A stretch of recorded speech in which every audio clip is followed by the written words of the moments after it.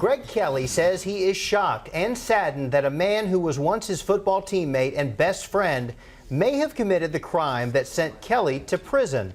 Jonathan McCarty has not been charged with the sexual assault of a 4-year-old boy at his mother's in-home daycare, but court documents by Kelley's defense identify him as a new suspect. And Williamson County DA Sean Dick confirms. Earlier today, KVUE's Tony Plahetsky sat down with Kelley for an hour behind bars. What did he have to say? So Jonathan McCarty and Greg Kelley met as students together at Leander High School, but from behind the prison walls in Huntsville today, Greg Kelley had very little to say about their relationship and the fact that McCarty is now considered an alternative suspect to the crime.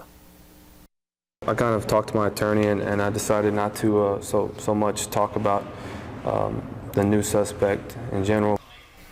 This was Kelley's first in-person interview since officials revealed they are looking at McCarty as an alternative suspect. He says his defense was entirely built around the notion that a 4-year-old boy was never assaulted. Kelley says it was not until recently that he started to think of the case differently. I asked him today what he thinks happened. At first, I truly believed that nothing happened, and I stuck on that for a very long time. As time went on and my private investigation kind of unfolded, I figured out that wasn't the case, and that completely blew my mind. For the longest time, I thought nothing happened, and now new stuff's come up with the Texas Rangers, and now I'm just waiting to see when all the truth comes out.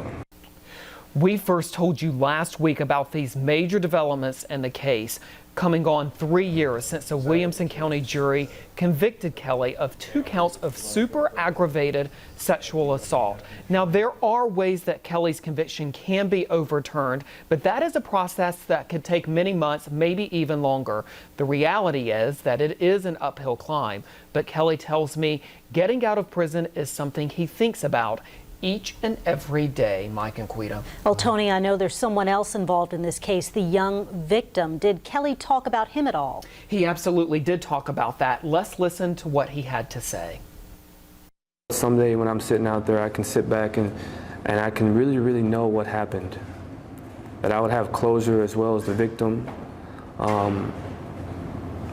lot of people don't know is that when when an innocent man is in prison, they are a victim as well.